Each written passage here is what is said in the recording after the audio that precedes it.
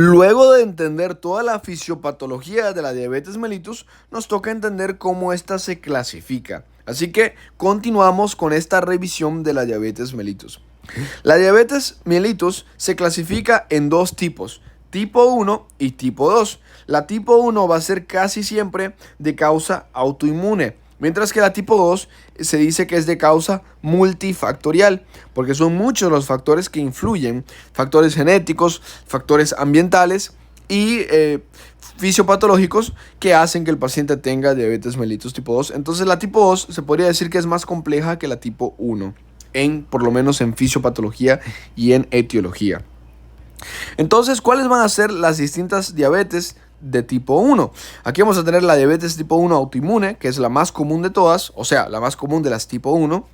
En realidad, se dice que el 90% de los pacientes diabéticos van a ser diabéticos tipo 2 y solo el 10% o menos son diabéticos tipo 1, ¿ok?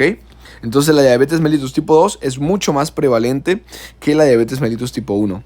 ¿Y cuáles son estos tipos de diabetes tipo 1? Pues la primera de todas y la más común entre estas es la autoinmune.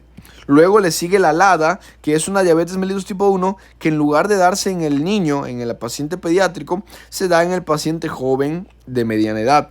Por eso es la LADA. Es un tipo de diabetes mellitus tipo 1 particular. Y luego tenemos la idiopática, cuya causa sencillamente no se conoce. ¿Ok?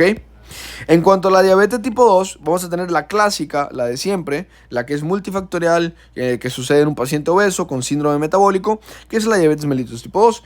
Pero vamos a tener también diabetes mellitus tipo 2 por causas específicas, como la MODY o desórdenes de páncreas exócrino, diabetes monogénica, etc. Y también vamos a tener la diabetes gestacional, de la cual no hablaremos en este video. En este video lo que vamos a comprender a profundidad es toda una revisión de la diabetes mellitus tipo 2, ¿ok? Dejamos la tipo 1 a un lado porque eso es más para el endocrinólogo. En cambio, la tipo 2 es la que viene generalmente a consulta general. Entonces, continuamos. Ahora vamos a entender la clínica de la diabetes mellitus. Normalmente los pacientes con diabetes mellitus son asintomáticos hasta que tienen una glicemia mayor a 180 miligramos por decilitro. ¿Por qué? Porque ya habíamos comentado en el video anterior que este es el límite para los SGLT2, o sea, es el límite de reabsorción de glucosa. Cuando la glucosa está mayor a 180, ya no se puede reabsorber por estos canales SGLT2 que van a estar a nivel de los túbulos renales. Y si la glucosa no se reabsorbe desde los túbulos renales hacia la sangre, significa que se elimina en la orina. Y cuando la glucosa se elimina en orina, tenemos el fenómeno llamado glucosuria, que nos produce una diuresis osmótica. Básicamente, la glucosa que se elimina en orina no se va sola, sino que se lleva consigo el agua, arrastra el agua. ¿Por qué? Porque la glucosa es un agente osmótico.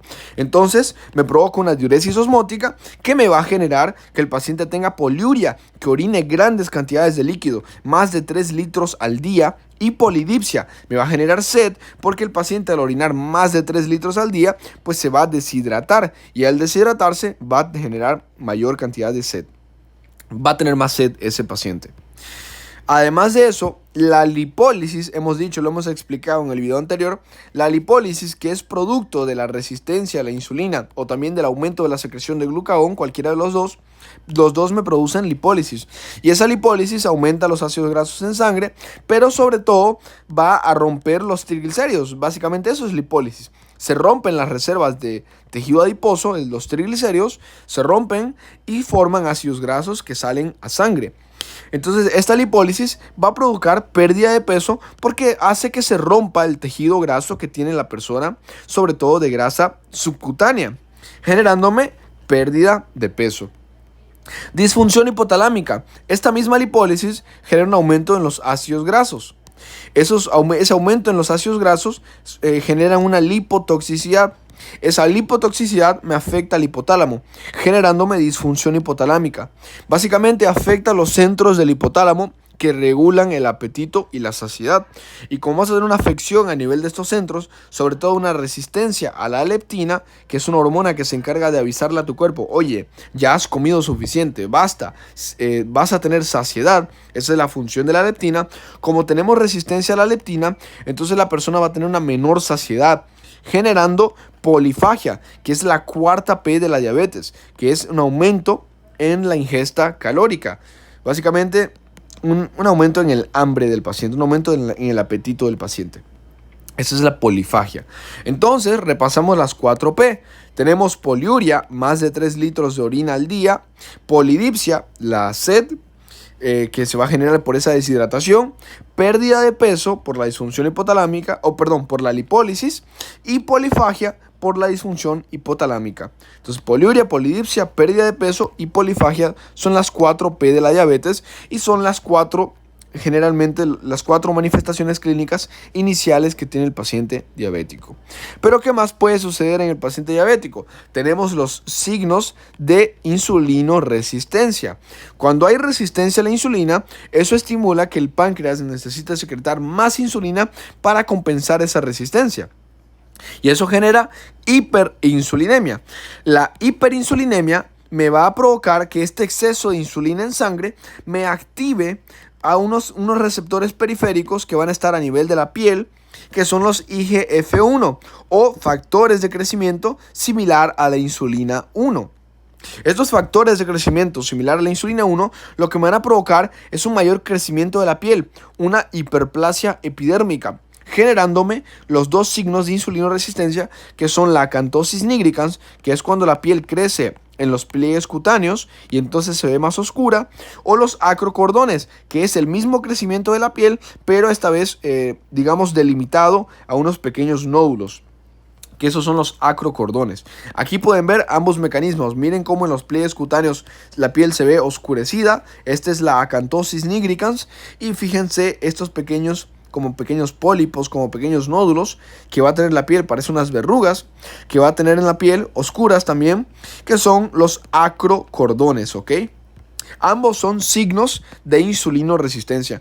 Y otros síntomas que puede tener el paciente es la nicturia, que es producida por la misma poliuria, o sea, por la misma diuresis osmótica, el mismo mecanismo.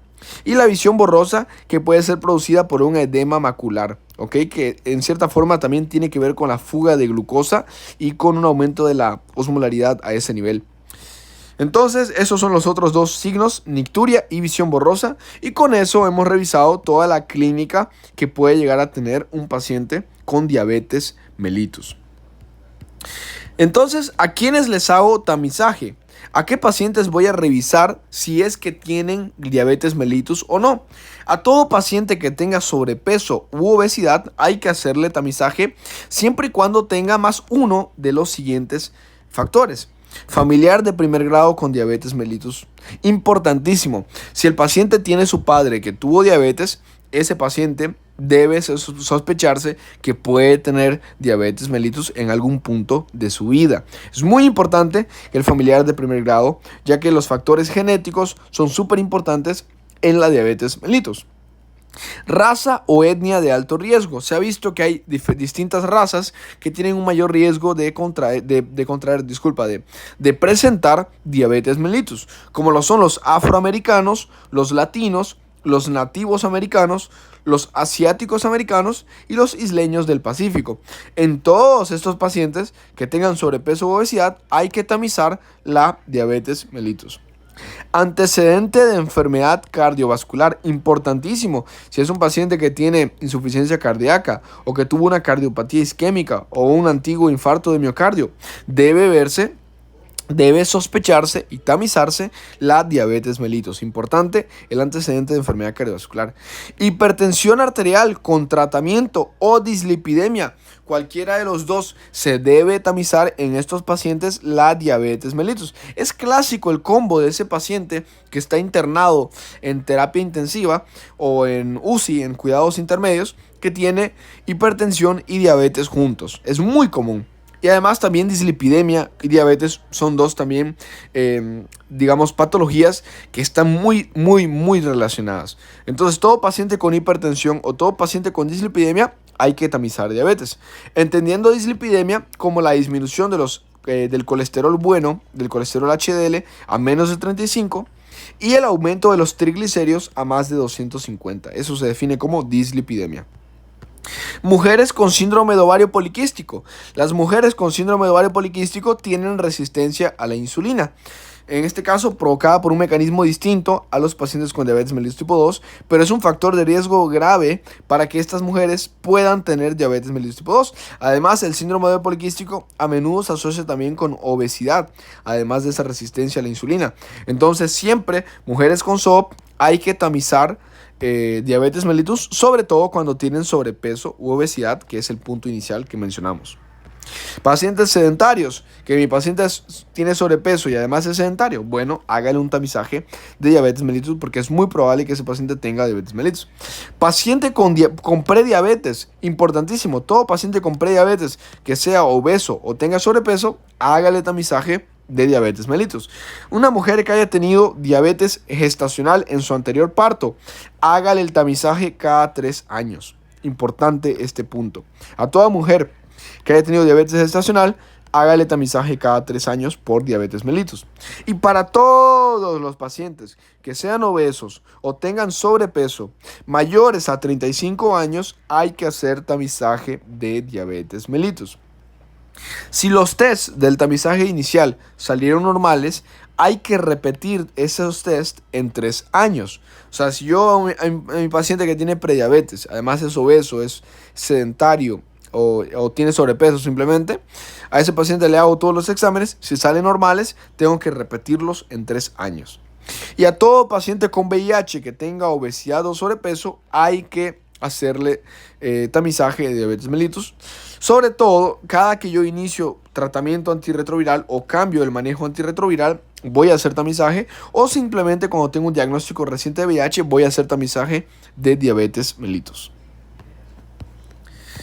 ¿Y con qué pruebas hago esos tamizajes? ¿Con qué pruebas hago el tamizaje? Y también con qué pruebas hago el diagnóstico de la diabetes mellitus.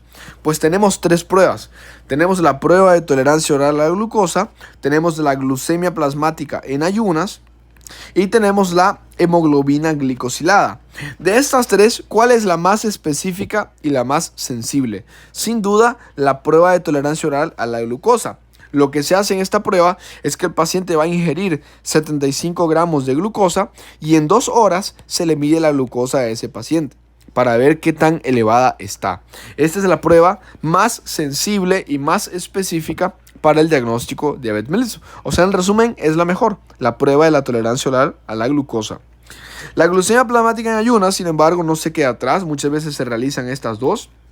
Ya que la glucemia plasmática en ayunas también es muy útil para el diagnóstico de la diabetes mellitus, que es sencillamente una toma de la glucemia plasmática con 8 horas de ayuno. Y la hemoglobina glicosilada se considera de las 3 la peor. Es la menos sensible y la menos específica, pero es la mejor en términos de seguimiento. O sea, si bien la glucosa plasmática en ayunas y la prueba de tolerancia a la glucosa son excelentes para el diagnóstico, la hemoglobina glicosilada es la favorita para hacer el seguimiento de mi paciente cada 3 meses, porque cada 3 meses yo voy a tener nuevos glóbulos rojos. Y entonces voy a poder ver la hemoglobina glicosilada, ¿ok? Entonces cada 3 meses hemoglobina glicosilada en forma de seguimiento. Y ahora vamos a ver cuáles son esos puntos de corte para diagnosticar a mi paciente como prediabetes o para diagnosticarlo como diabetes. La glucemia plasmática en ayunas va a ser, digamos, normal cuando esté menor a 100 miligramos por decilitro. De 100 a 125 miligramos por decilitro se considera el paciente prediabético, ¿ok? La prueba de tolerancia oral a la glucosa. Le administré 75 gramos de glucosa. En 2 horas le mido la glucosa. Si esa glucosa en 2 horas está entre 140 y 199 miligramos por decilitro, ese paciente tiene prediabetes. Si está menos de 140, entonces el paciente está normal, sano, ¿ok? Entonces, prediabetes para prueba de tolerancia oral a la glucosa es de 140 a 199. Y hemoglobina glicosilada de 5,7, o sea, menos de 5,7 es normal. Eso es lo normal, eso es lo fisiológico, eso es lo sano.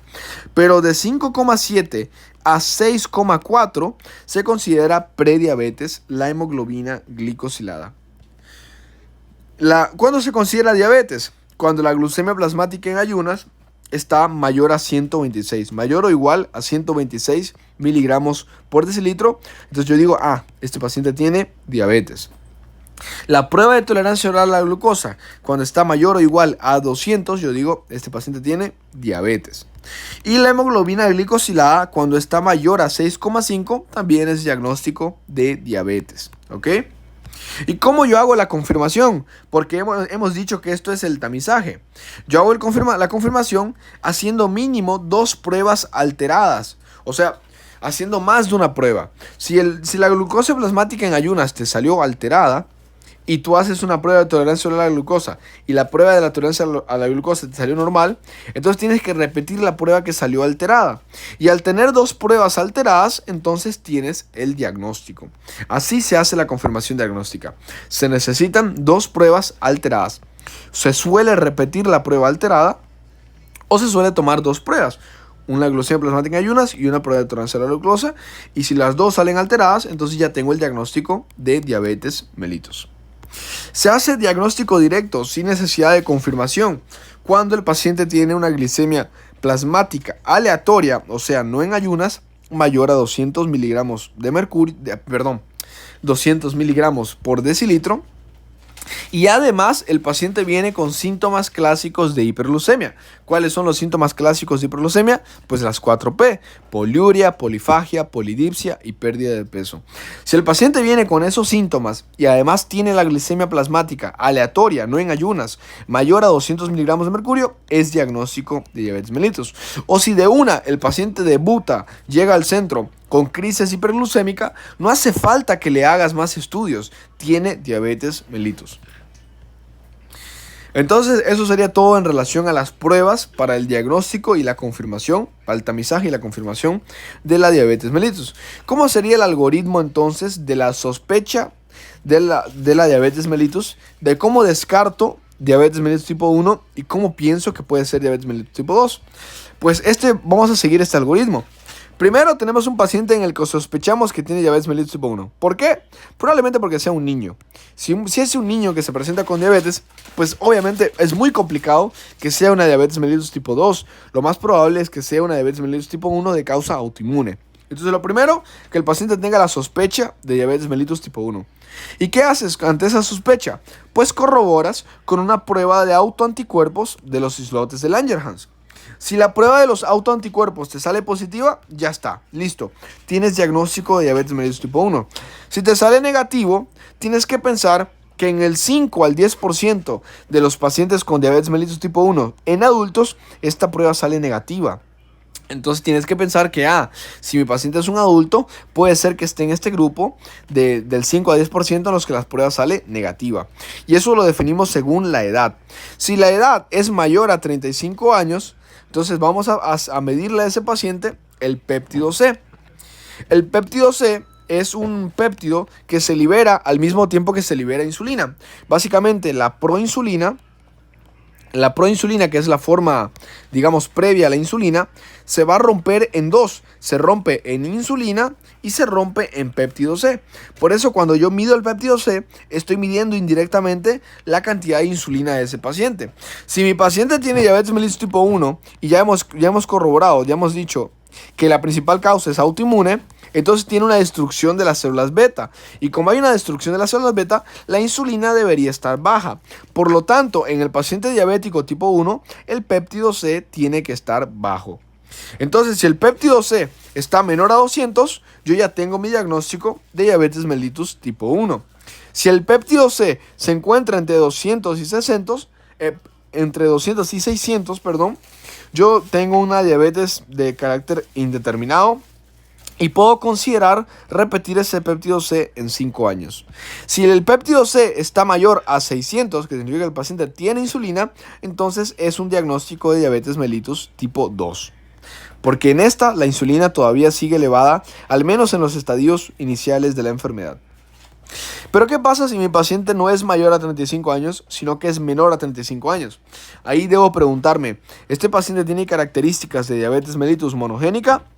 Si sí tiene características de diabetes mellitus monogénica, que es un tipo de diabetes mellitus tipo 1, entonces le hago el péptido C. Si no tiene características, entonces tiene diabetes mellitus tipo 2. Si sí tiene características de diabetes mellitus monogénica, entonces le voy a hacer el péptido C. Si el péptido C sale menor a 200, ya hemos dicho, es diagnóstico de diabetes mellitus tipo 1. Si el péptido C sale mayor a 200, entonces debo hacer pruebas genéticas para diabetes monogénica porque sospecho de diabetes monogénica. ¿Ok? Paciente con diabetes mellitus tipo 1 no suele tener familiares de primer grado con diabetes. Si vemos un paciente de diabetes mellitus tipo 1 que tuvo a su papá que también tuvo diabetes mellitus tipo 1, probablemente estemos hablando de una diabetes monogénica. Ahí es cuando sospechamos de esta. Entonces, ese sería el algoritmo a seguir para diferenciar entre la diabetes mellitus tipo 1 y la diabetes mellitus tipo 2. ¿Qué sigue a continuación? Vamos a ver el manejo. Ahora sí, ¿cuál es el manejo farmacológico para la diabetes mellitus tipo 2? Para la diabetes mellitus tipo 1 está claro, es la insulina. Como mi paciente tiene destrucción de las células beta de carácter autoinmune y por lo tanto tiene déficit de insulina, pues lo voy a tratar administrándole insulina exógena. Pero en mi paciente con diabetes mellitus tipo 2 el tratamiento es otro. No vamos a profundizar en el tratamiento de la diabetes mellitus tipo 1, lo vamos a dejar hasta acá. Lo que vamos a continuar viendo es puro manejo de la diabetes mellitus tipo 2, ¿ok? Para que no se confunda. Entonces, lo primero, ¿cómo hago el manejo de mi paciente que tiene prediabetes? Pues lo primero que hay que intentar con ese paciente son cambios en el estilo de vida. Eso es lo primero que hay que intentar. Hay que pedirle que reduzca mínimo el 7% de su peso, importante este punto, que realice actividad física mínimo 150 minutos a la semana, de preferencia los 5 días de la semana, mínimo 30 minutos por día. Y que realice una dieta controlada, que puede ser la dieta mediterránea o la dieta DASH. Sobre todo se prefiere la dieta mediterránea. Entonces, si con esa reducción del peso, aumento de actividad física y con una dieta controlada, mi paciente no mejora sus cifras glucémicas, ahí sí debo considerar manejo farmacológico. ¿Cuándo le voy a dar metformina a mi paciente con prediabetes? Siempre y cuando ese paciente tenga un IMC mayor a 135, que esto se considera obesidad grado 2.